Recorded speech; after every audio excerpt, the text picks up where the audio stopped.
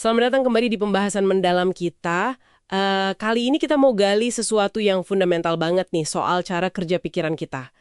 Langsung dari bab 6 buku Thinking Fast and Slow. Fokusnya ke gimana kita otomatis nentuin apa yang normal, terus gimana kita kaget kalau ekspektasi itu dilanggar, sama gimana kita tuh selalu nyari penyebab. Sumber kita kali ini penuh wawasan soal trio norma, kejutan, dan penyebab ini. Siap ya kita bongkar? Siap-siap. Ya ini inti dari cara kerja sistem satu kita. Bagian pikiran yang otomatis, intuitif itu loh. Sistem ini tuh kayak apa ya, penjaga yang nggak kelihatan. Dia terus bandingin apa yang Anda alami sama model internal tentang apa sih yang normal atau tipikal gitu. Nah, kemampuan inilah yang bikin kita bisa cepet banget ngenalin kalau ada yang aneh. Tanpa kita sadari, jalan terus di belakang. Memanjat belalai gajah yang sangat kecil. Langsung kebayangkan, tikusnya ya, paling segede sepatu lah. Gajahnya raksasa. Bukan tikus raksasa sama gajah mini. Ajaib ya, otomatis gitu aja. Itu karena sistem satu kita udah punya standar normal ukuran tikus sama gajah. Tepat. Dan norma ini nggak kaku loh. Pengalaman kita terus memperbarui standar ini. Makanya kejutan pertama tuh seringnya kerasa lebih nampol dibanding kejutan berikutnya untuk hal yang mirip. Nah, itu nyambung ke poin berikutnya nih, kejutan. Jadi kita punya ekspektasi normal kan ya? Terus kalau dunia nyata nggak cocok, ya kaget kita. Kejutan.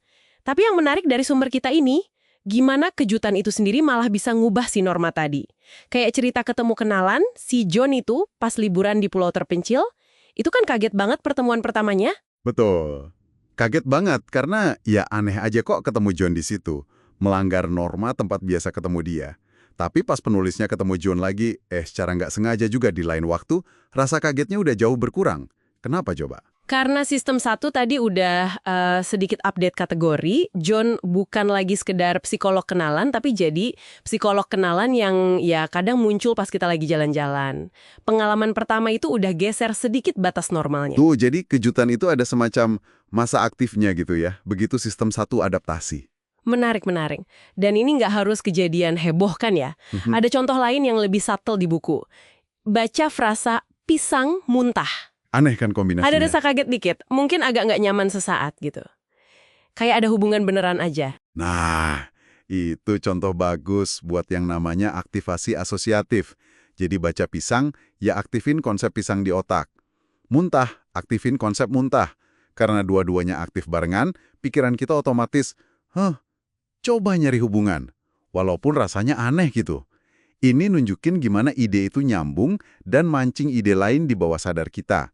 Bisa bikin reaksi emosi atau fisik ringan, padahal cuma dari kata-kata. Oke. Jadi pikiran kita netapin norma, terus bereaksi sama pelanggaran norma pakai kejutan, bahkan kata-kata aja bisa mancing asosiasi otomatis. Nah, elemen ketiga nih yang kuat banget, nyari penyebab. Iya, dan ini mungkin salah satu fungsi sistem satu yang paling dominan ya. Kita tuh nggak cuma lihat kejadian gitu aja. Kita secara naluriah nyari kenapa itu terjadi. Udah kayak bawaan lahir gitu. Nyari hubungan sebab akibat.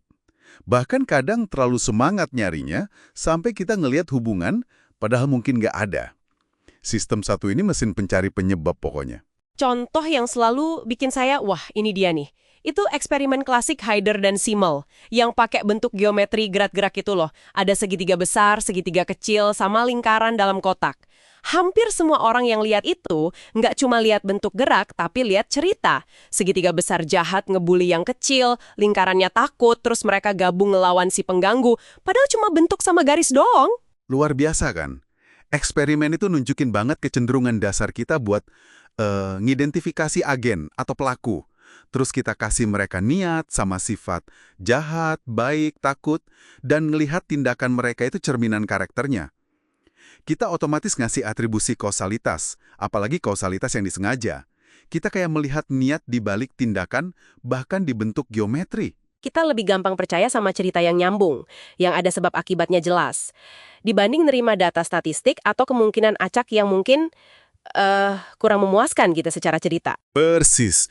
Kemudahan kita ngelihat pola sama sebab akibat ini, ya, kayak pedang bermata dua. Satu sisi, bantu kita paham dunia, bikin prediksi. Sisi lain, bisa bikin kita salah ngartiin kejadian acak seolah-olah ada maksudnya, atau malah ngabaikan peran kebetulan. kejebak sama narasi yang kedengarannya bagus, tapi menyesatkan. Kita jadi rentan sama bias naratif.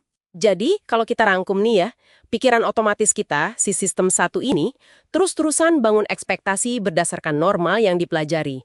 Terus dia bereaksi cepat pakai kejutan kalau norma dilanggar sambil update normanya juga. Dan tanpa henti nyari penyebab buat tiap kejadian. Seringnya dalam bentuk cerita tentang niat dan pelaku. Efisien banget sih buat bertahan hidup, tapi ya jelas ada blind spotnya. Tepat sekali. Nah, kesadaran soal proses otomatis ini, norma, kejutan, sama pencarian sebab ini itu, langkah pertama supaya kita bisa mikir lebih jernih, lebih kritis. Terutama pas kita dapat info baru atau menghadapi situasi yang, ambigu gitu. Perlu nanya ke diri sendiri, penjelasan yang rasanya benar ini, apa beneran paling akurat? Nah, ini jadi pertanyaan penutup nih buat Anda renungkan. Coba ingat-ingat seminggu terakhir deh. Seberapa sering Anda bikin kesimpulan cepat? Entah soal orang atau kejadian. Cuma karena itu rasanya normal aja? Atau karena ada penjelasan sebab akibat yang langsung muncul di kepala? Seberapa sering Anda berhenti sebentar buat nanya, bener nggak nih asumsi otomatis dari sistem satu gue? Sampai jumpa di pembahasan berikutnya ya.